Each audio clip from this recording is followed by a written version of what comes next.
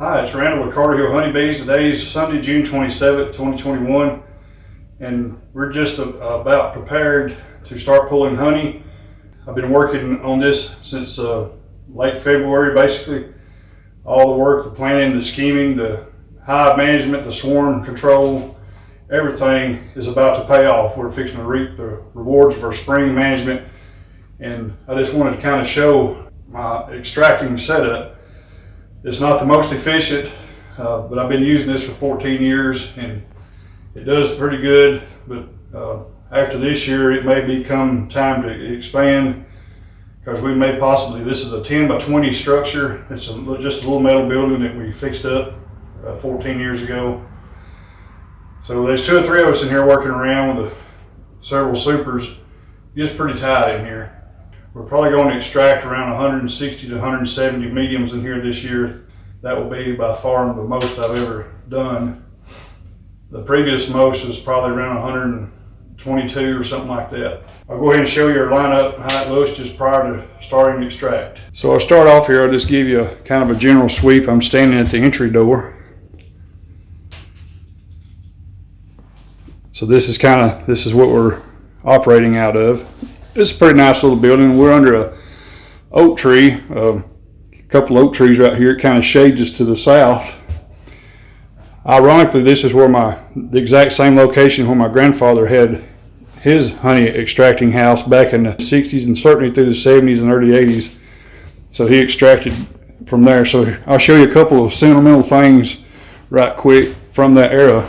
So this is my grandfather's hive tool, and I don't really know when he bought it. I'm sure it come at least from the 70s, if not earlier. So I've kept it as kind of a good luck token. And this is where he laid his uncapping knife back in the day. I believe this is a piece of white marble, but I don't know where he got that, but that's where he put his uncapping knife after he uncapped each frame. I got this ladder looking thing here on the floor, so this is where I stack my supers. When I bring them in, I stack them up 6 high and still work them comfortably. And I have a handy hive tool here. Then I have my little pan here where I can scrape off the burr comb propolis and save it. So from there we go over here to our uncapping station, and I have a max sand uncapping tank. This will be the second year or third year I've used it. I really like it. The way I've got it configured here, I think it'll hold 22, 24 frames. I think it holds like 32 if you take this out. And then I have the Simple Harmony uncapper, Simple Harmony Farms uncapper, I think that's what it's called. And this box is the solution I come up with to keep it strapped down. If you don't have it strapped down, when you go to pull your frame back out, it'll just come up with you. So I just built this simple little box, and I got it ratchet strapped from underneath all the way around to eye bolt. And I can stand right here at the end, run my frame in and out, and I sit it there. Or I'll sit up here at the angle, and my wife will be on one side and my daughter's on the other, and they'll take their capping scratcher and get any places it missed, and then they'll stage the frames there while we're waiting on the load to get through an extractor. So right here's my 20 frame max hand extractor I picked up about 3 years ago. I got it used. I started out with a Kelly 9 frame radial extractor. First 3 or 4 years I'd done a hand crank. It worked fine, it was good. Then I converted it to the motor, but it was becoming the choke point, and we was all the time having to wait on it. It served me well, but I went ahead and upgraded to this, and this slings out the honey very well. Well pleased with this machine right here. Being that I have a wooden floor, I didn't bolt it down like it's designed to do. I rigged up this corner of this metal building to secure my extractor. Now I started out with a 9 frame radial extractor from Kelly's, and it worked very well. I just needed something a little bigger. But the bigger 20 frame extractor I have now works in this position very well, and I have 3 pads right here. This is old conveyor belt that I sit on the floor to help absorb the harmonic vibration. I don't know that it's critical, but it makes me feel better about it. And also I attach some to these wooden blocks here. So with the addition of the ratchet straps around there, it secures it very well. And the eye bolts here they kind of act as a torsion type suspension. So if there's a little bit out of balance, that absorbs the energy. It'll do a little twist in there, but I've been doing it in here for 14 years. The boards are still very secure. And right there's the 5-gallon buckets. Now I do a lot of honey toting in here. I got 3 buckets there I swap out and carry over to my bottling tanks. And these buckets do the same here under my uncapping tank, as it catches the honey from the cappings.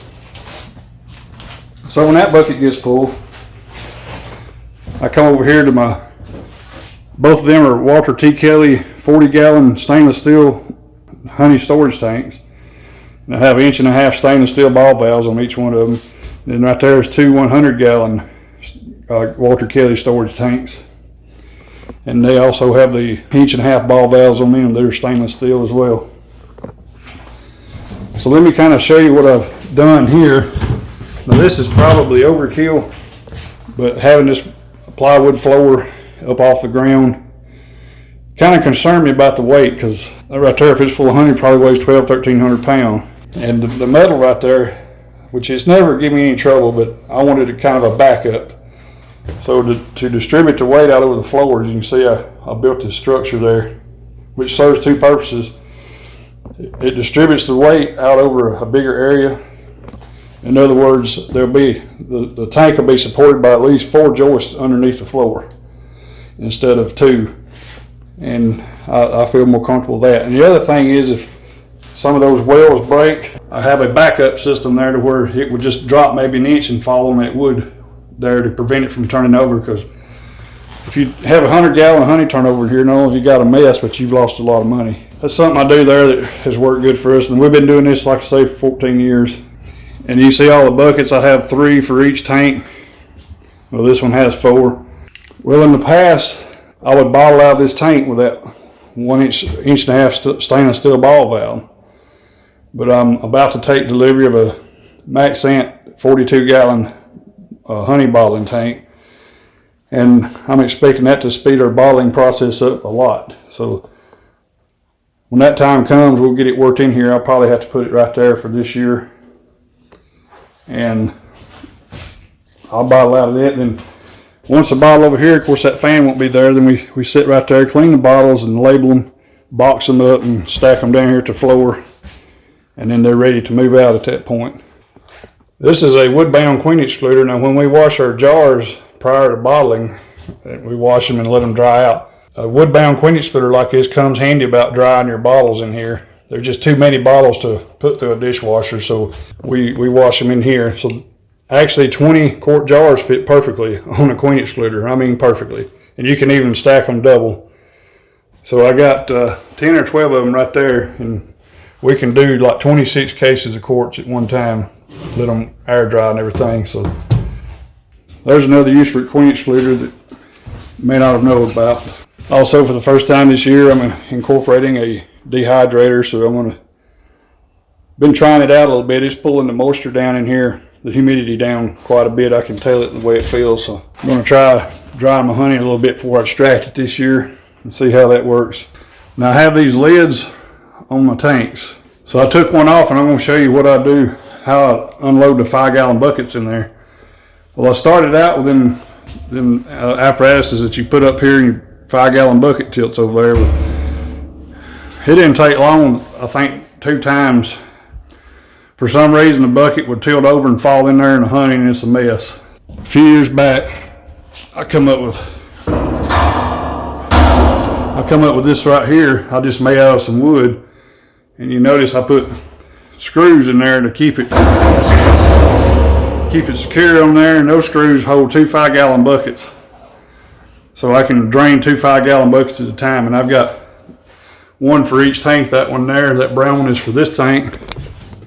I can drain 1 bucket with that one and one of these 40-gallons, and that'll do 2 buckets in a 40-gallon. You see I had to build these little winglets in there because it's really too big for 2 buckets, but it still works without spilling it.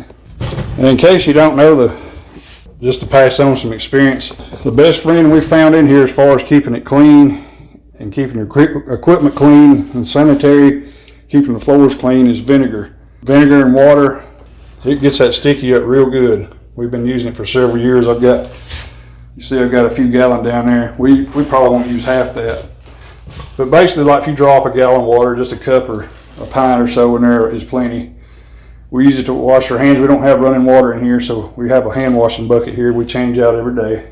But we've also learned to, we'll take a break every couple hours and mop the floor and scrape it up. You can't help but get a little propolis down there.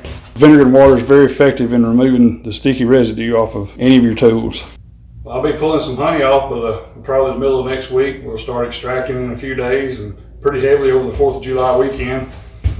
So we've got our extracting house cleaned up, spotless as we can get it and ready to go. I hope I'll get some extracting videos during the process and show you how we do it. But I appreciate you for joining me today for this video, and we'll see you next time.